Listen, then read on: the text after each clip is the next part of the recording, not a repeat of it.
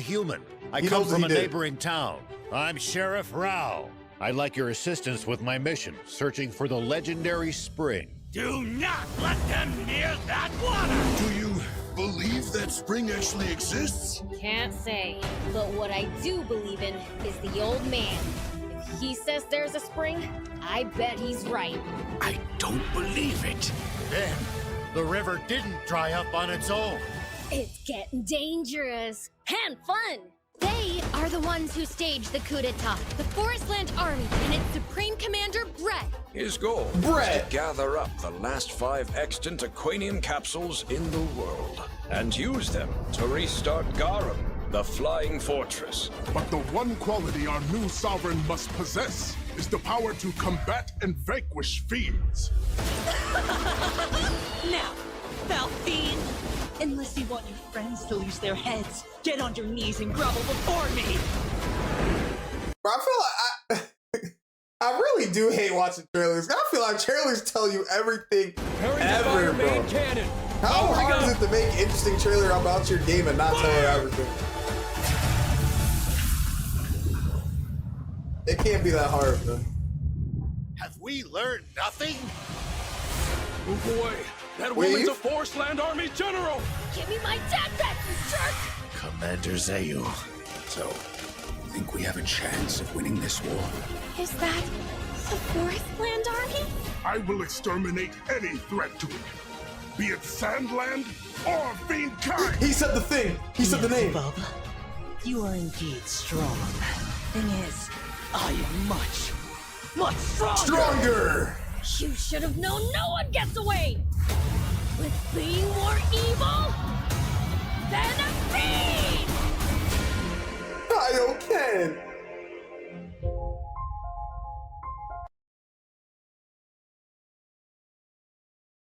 Pause that review. Door, let's go!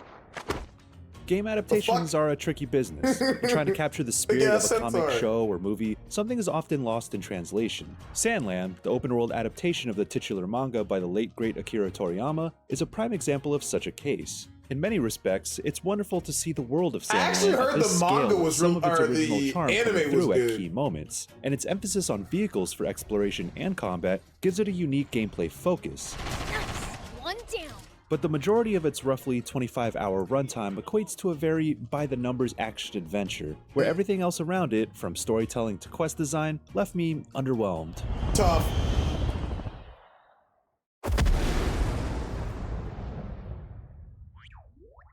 The I story think of IGN Sandland had the isn't lowest necessarily review, a though. deep examination of the human condition, nor is it intended to be, but its premise of demons and humans coexisting in an arid wasteland, fighting comically corrupt governments, makes for an immediate hook. Contact the news office immediately!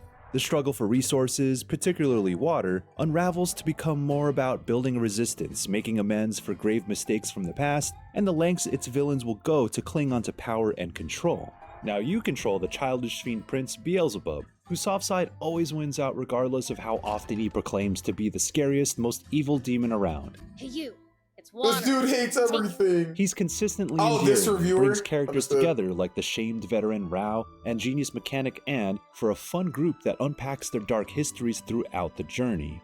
There's a lot to like about Sandland, but it loses much of its impact from what really seems like a phoned-in presentation. While the voice performances are largely good fits for each character's personality, the writing for the dialogue falls into tons of cliches and rote conversations to carry the story along, and most of these shortcomings are spotlighted in stilted cutscenes that woefully undersell what could have been legitimate moments of hype, levity, or sincerity. You still want some more, huh? The rare occasions it's able to turn things up provide some of the excitement I know Sandland is capable of, but they're so few and far between that it's hard to be fully invested in the adventure when the storytelling itself isn't either. Oh, great. Another trap. That miss is made just a Yeah, bit more that's disappointing Toriyama. because it's such a joy to see Toriyama's signature artwork and character designs in motion, and at times it's impressively recreated in 3D here. His penchant for over-the-top goofiness tucked under some darker themes still underpins this adaptation, even as it ventures into new territory for the sparsely explored series. It's also a great representation of his imaginative vehicle designs, evident in parts of the Dragon Ball series, and that's where this adaptation finds a strength. Sandland's best qualities are found in its vehicle system. You can load up to 5 vehicles to take with you, and then instantly summon each one on the fly, all of which have a variety of use cases and specific strengths. The old reliable tank was my go-to for combat, but in tight spaces, the jump bot's maneuverability gave me a distinct advantage, and its mortar shells were just strong enough to take down enemy bots. Later on, you get a special mech that mixes both melee and ranged abilities, which packs a mean punch. Throws around those cliches. It's honestly very funny to come at a person who is the reason why these are now cliches. It's very, very humorous.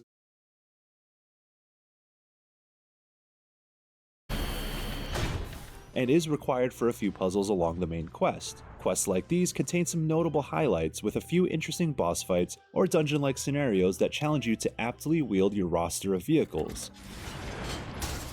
Infiltrating enemy strongholds, for example, often have distinct stealth sections to break up the pace, followed by some explosive mech battles. Stealth section. One sequence led me through a labyrinthine ruin to sprinkle in some puzzles and get me used to controlling the hoverbot before pitting me against the Kraken, which made for some satisfying chaos where I used the hoverbot to tread over water before swapping to my tank on safe spots at opportune moments for big damage. Like the vehicle swapping is kind of individually, these elements aren't particularly outstanding, but they are solid enough that they create some enjoyable moments when mixed together. The primary region of Sandland might be a barren wasteland, but there's a nice feeling to driving across large stretches of desert and seeing how far it reaches, or being overwhelmed by large structures like the abandoned battleship at the Junkers Market where scavengers congregate. However, it's the all-new location of Forestland where expansive vistas and lush vegetation provide a refreshing contrast. Winding roads and steep cliffs guide you through a handful of key points of interest and past optional diversions like caves and ruins with plenty of resources to pilfer. On the other hand, side quests and hunting targets, albeit basic, also fill out the world to net you some resources and experience as you might expect. Although I do appreciate that Sandland avoids feeling bloated with unnecessary fluff in a way that can typically weigh down the genre. Well, so it goes. Vehicles remain most of the focus when it comes to exploring this world too, whether that be just getting from point A to point B or solving basic puzzles in a more linear quest. It works really well since they feel good to control despite their specific quirks, and hot swapping between them seamlessly keeps the momentum going. For example, it was fun to speed through the world on the motorbike, immediately change to my tank to take out an enemy squad, switch to the jump bot to reach a plateau where key resources are found, then be on my way again with the motorbike all without a hitch. Keeping your favorite vehicles in top shape is important too, and that's where the crafting and gathering elements of Sandland come into play. You'll need to upgrade them consistently to stay within enemy levels, and thankfully, most of the resources required to keep the pace come to you naturally through enemy drops and items found in the open world along the way. Customizing each of them with specific weapons or swapping different engines and chips genuinely affects how they function, and it's nice to actually feel the tangible difference once you've upgraded a vehicle or changed its parts. Developer ILCA was cooking with gas when it comes to the customization, riding the line between simplicity and depth. Sometimes you don't really want complexity and just want to blow things up, and Sandland does deliver on that front. But while the vehicle system itself is to be commended, rarely are you presented with challenges that bring out the most in it. That's due in part to a lack of enemy types and poor AI, which often extends to many of the bosses. That means circling around them and blasting away like shooting fish in a barrel is good enough to win most battles. I felt somewhat unsatiated by the time I wrapped up the campaign because despite its vehicles being a definite highlight, I was left wanting more in terms of creative challenge. While I'd say Sandland leans on vehicular combat roughly 70% of the time, the other 30% relies on hand-to-hand on-foot combat. How's the hand-to-hand?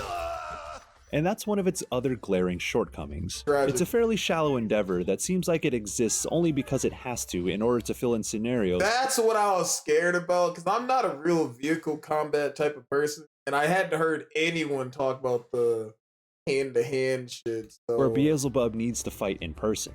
There's a straightforward skill tree to upgrade basic features like better attack damage, stronger special attacks, or more effective item use, and that comes along with some perks and summonable abilities you can get from the supporting characters you meet. However, when it comes to the action brawler style fights, they turn out to be button mashing affairs where you just dodge telegraphed enemy attacks, and they lack both fluidity in the controls and that satisfying feedback you'd expect to get from landing a hit. So far, so good.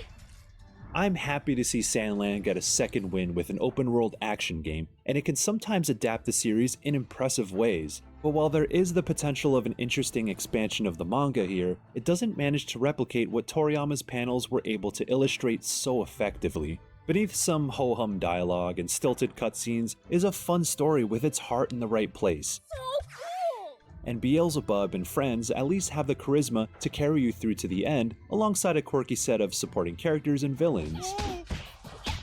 Dialing in on vehicular combat and exploration pays off to both maintain the spirit of the original work and deliver some high points, but the quests themselves fall into repetition.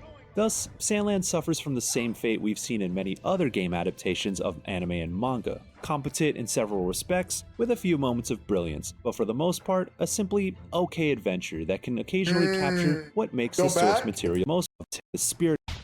Dialing in You on talking about quirky set of supporting big characters fella and villains.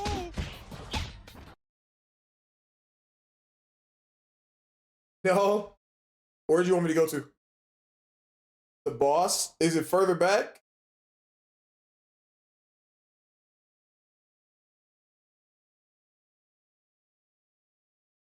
Ahead. And deliver some high points, but the quests themselves fall into repetition. Thus, Sandland suffers from the same fate we've seen in many other game adaptations of anime and manga. Competent in several respects, with a few moments of brilliance, but for the most part, a simply okay adventure Oh, for real? That's cool.